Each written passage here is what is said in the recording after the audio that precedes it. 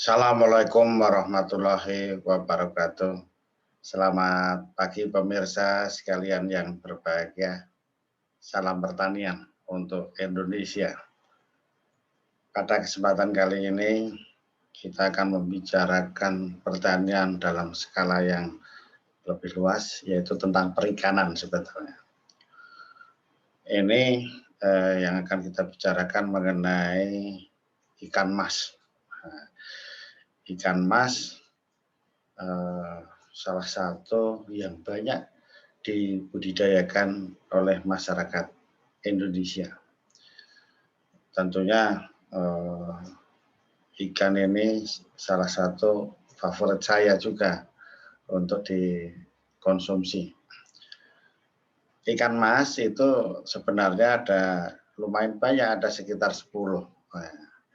Jadi yang sangat terkenal ya ikan mas Majalaya, kan gitu. Ikan mas dari Tasikmalaya. Oleh karena itu tentang ikan mas. Kalau di bahasa Jawa itu tombro namanya, ya gitu kan. Ini dulu selalu saya selalu favorit ya, rasanya enak gitu. Cita rasanya khas. Jadi kalau di Bogor, kalau dalam perjalanan dari misalnya dari Jogja ke Bogor, itu kalau kita berhenti di rumah makan Sunda, rumah makan Sunda, itu juga ada menu ikan mas. Ini sering. Jadi ikan masnya lain itu. Di sana kan agak yang hitam, yang agak kekuningan atau hitam. Itu dimasak dipepes maupun dimasak digoreng biasa, ya, gitu. Tentunya dilengkapi dengan bumbu ataupun apa namanya sayur-sayuran yang lain itu lalapannya. Jadi ada ikan mas Majalaya, sinyonya, kemudian ada ikan mas Yamato, ada ikan mas yang lain itu ada, termasuk ini keluarga koi juga ini termasuk. Tetapi yang paling terkenal ya itu di Jawa Barat Majalaya misalnya. Kemudian setelah kami pindah di Sumatera Utara di Pematang Siantar, itu kami juga dekat dengan Danau Toba. Nah, ini di sini kami juga menemukan lagi ikan mas lagi, ikan mas yang ada di dekat Danau Toba, di sekitar Danau Toba banyak orang yang memelihara ikan mas, termasuk untuk dikonsumsi itu tadi. Tetapi ada yang beda di sini, ada yang beda. Kalau di Sumut ini saya perhatikan banyak didominasi oleh ikan mas yang berwarna merah. Itu berwarna merah seperti di belakang saya ini. Ya, kenapa demikian kan gitu. Jadi masakan yang ini sekarang lain di Medan ini didominasi ikan mas yang berwarna merah. Padahal dulu saya di Jawa Barat Jawa Barat itu didominasi yang hitam, kayak gitu. Jadi kenapa demikian? Nah ini kita ulaslah mengenai bukan budidaya ya, mengenai ikan mas ini. Tadi sudah jenis-jenisnya, cita rasanya juga enak sebenarnya. Nah hanya salah satu kelemahannya adalah ikan mas ini ada durinya, banyak durinya segitiga gini dimakan di itu yang sering kelek dan itu ada gatal di ikan mas. Jadi padahal rasanya enak digoreng. Oleh karena itu dengan adanya duri, kemudian budidayanya relatif agak sulit sedikit, maka sekarang agak tergeser oleh nila. Nah, nila. Jadi di Danau Toba di sekitar Sumut ini banyak orang melihara nila. Nilainya di sini besar-besar sekali seperti gurame itu cepat besar dan itu tidak ada durinya kalau makan enak. Oleh karena itu sekarang kalau manggang-manggang, bakar-bakar, ikan bakar itu banyak nila gitu. Nah, tetapi apakah ini bisa tergeserkan, tergantikan? Ternyata juga tidak, karena sangat berkaitan dengan budaya itu tadi. Nah, jadi kalau kita ya sekarang yang kita bahas adalah di Sumatera Utara ini, kenapa banyak ikan mas yang berwarna merah? Ini saya tanyakan ya ke kawan-kawan saya, itu kenapa kok banyak yang merah gitu? Padahal saya biasanya senang yang apa yang hitam gitu. Ini saya memang ternyata nah ini tidak langsung kaitannya dengan budaya. Nah, karena di Danau Toba itu tadi dari dulu sejarahnya sudah melihara ikan ikan mas. Nah, jadi dan itu menjadi eh, filosofi, ya, filosofi masyarakat eh, setempat. Jadi ini saya baca dan pernah saya tanyakan juga ini. Ini kalau filosofinya itu adalah DG Sitiodio dan DG Simudur-mudur. Jadi melambangkan kemurnian hidup karena kemurnian dan panjang umur. Karena apa? Ikan mas itu ya apalah badannya panjang atau dia bergerombol gitu apa maju bareng-bareng bergerombol gitu. Nah ini ya apa namanya filosofi yang ada di masyarakat di sekitar Danau Toba tentunya. Karena ini apa namanya berkelompok bergerombol gitu lah. Itulah namanya apa rukun apa kompak gitu loh damai. Kemudian apa namanya saya waktu itu juga heran karena diberi ikan mas, diberi ikan mas, ikan ini baik yang mentah maupun yang apa namanya arsik gitu. Nah, nanti kita bahas dimasaknya ikan namanya arsik gitu diarsik. Wah, nanti ada bentuknya seperti apa.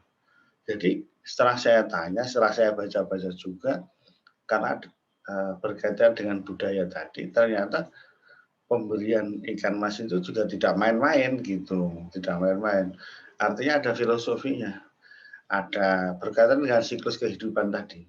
Karena katanya kalau yang diberi masih apa namanya apa satu, wah gitu, atau yang belum menikah atau apa lupa saya. Kemudian yang baru punya anak satu, masih keluarga baru dikasih kalau anu 3 kan gitu. Kalau sudah punya cucu dikasihnya 5, kalau sudah pemimpin apa itu 7 gitu.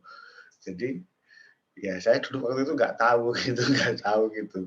Terus selanjutnya mengenai ikan mas itu ya dimasak arsik gitu kan. Nah, arsik ini eh, merupakan bagian dari budaya itu tadi. Jadi gimana masaknya?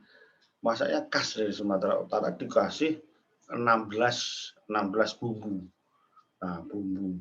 Jadi dimarsikan artinya di apa ya dikeringkan tanpa minyak ya sampai apa namanya kering kering dan meresap gitu.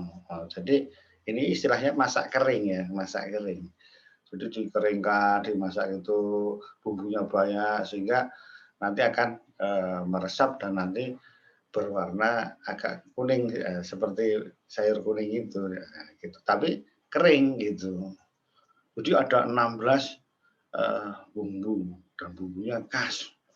Yang saya perhatikan ya ada apa ya bumbu khas Sumatera Utara ada itu namanya ada liman, ada kecombrang, ada bawang patah, itu nampak bawangnya gitu. Terus lupa saya pokoknya ada 16 itu. Dan di akhir makanan itu ada sayurannya kacang panjang itu, kacang panjang gitu. Jadi inilah masakan. Jadi cita rasanya apa? Rasanya itu asam, agak asin sedikit gitu. Memang beda dengan lidah saya yang Jawa ini ada manis-manisnya gitu gitu. Jadi itu. Tapi kalau yang pas yang masak pas pinter enak enak kali juga itu. Wah itu tahan 2 hari gitu. Jadi kalau pas itu juga mantap gitu. Itulah eh, ikan arsik itu dan saya tanya itu Nah, inilah jawaban yang utamanya. Nah, jawaban utamanya itu, "Bang, ini kenapa ikan arsiknya kok saya jarang-jarang ya." Pak, itu kalau untuk adat itu ya dibeli ikan mas kan gitu. Ikan masnya juga bukan sembarangan yang berwarna merah. Nah, ini jawabannya nih untuk acara adat itu ya dipilih yang berwarna merah itu tadi.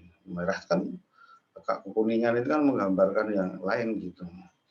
Itulah sehingga di apa nggak tahu ya diulas itu juga ada warnanya kan agak merah-merah ikan mas itu. Jadi kalau kita cerita itu tadi jawabannya eh, terjawab ya kenapa ikan masnya banyak yang merah karena untuk adat. Nah, jadi adat itu pun dimasak ikan arsik yang apa tadi ikan apa untuk acara adat dan itu dipilih yang terbaik. Yang terbaik yang menggambarkan terbaik itu dia yang berwarna merah. Jadilah kenapa ikan mas di Sumut ini jadinya yang lebih laku, lebih banyak itu yang berwarna merah. Nah, gitu. Jadi kenapa ini kita budidaya ikan mas itu saya lihat di sini di kampung-kampung itu warnanya juga banyak yang merah. Nah, justru saya ini yang agak aneh.